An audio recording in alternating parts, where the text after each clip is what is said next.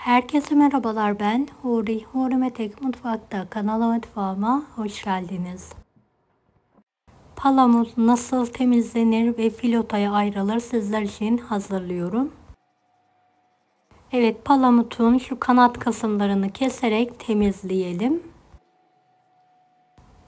Ve kafa kısmındaki boşluk kısmından yarıya kadar kesik atalım ve diğer tarafından da aynı ve kafa kısmına keserek alalım.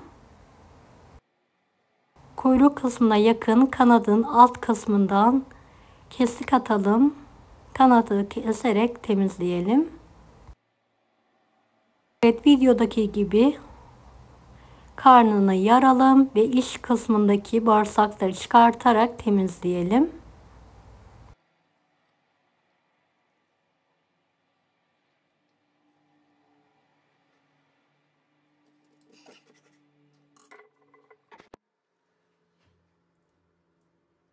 Orta kısmındaki ciğer kısmını da bıçak yardımıyla keserek temizleyebilirsiniz.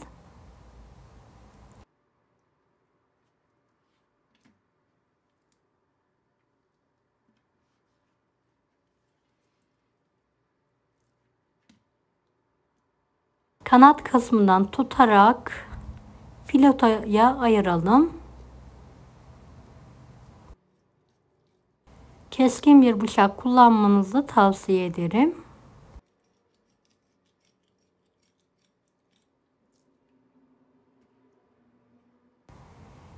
Evet, şöyle pırtılaşmış kanları da bıçak yardımıyla keserek temizleyelim.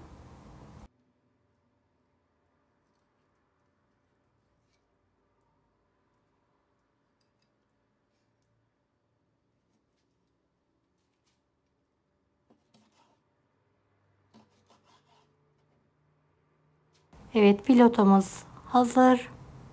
Tuzlu suyun içine alalım. Kuyruk kısmını keserek atıyorum ve kanlı kısmını da bıçak yardımıyla temizliyorum.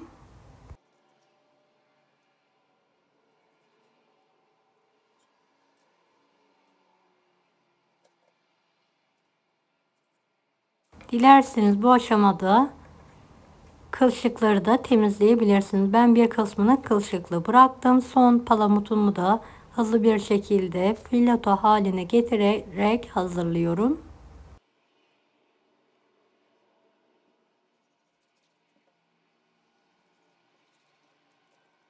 Beni hangi ülkeden veya şehirden izliyorsunuz merak ediyorum. Yoruma yazarsanız sevinirim.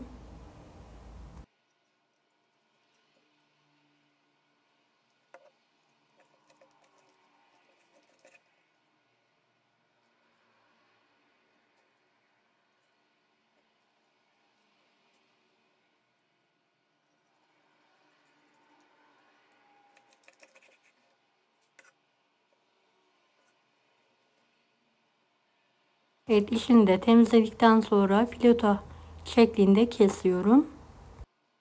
Fileto kesmeden de halka halka klasik palamut şeklinde de kesebilirsiniz.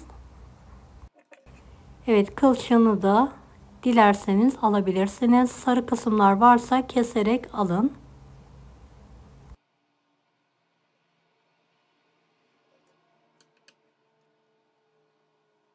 Evet, kılçığı tutarak çekiyorum ve ayırıyorum.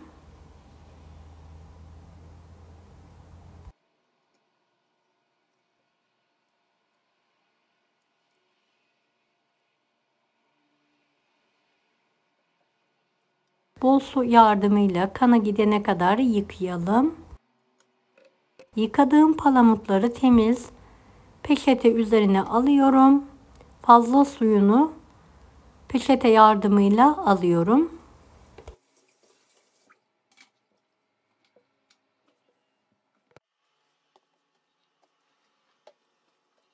Üzerine tekrardan peçete örtüyorum.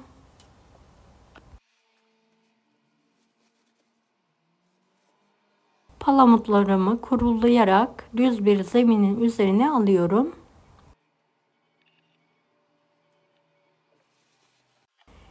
Evet, tuzlayalım. Şöyle damak tadınıza göre tuz serpebilirsiniz. Ovaladıktan sonra diğer tarafı da çevirelim ve tuzlayalım.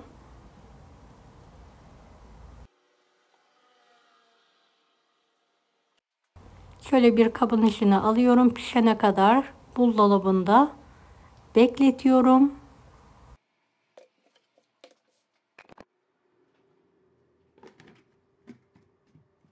Evet, mangalım hazır. Telimin üzerine palamutları diziyorum. Palamutlar daha yağlanmadığı için dilerseniz telinizi önceden yağlayabilirsiniz. Ben yağlamayı unuttuğum için en son göreceksiniz, biraz palamutlarım tele yapıştılar.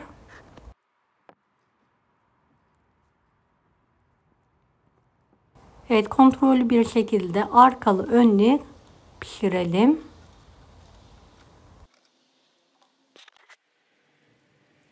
Dilerseniz fırında da hazırlayabilirsiniz.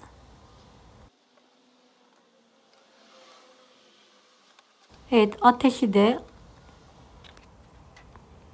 palamutlara göre kenara topluyorum ve bu şekilde pişiriyorum.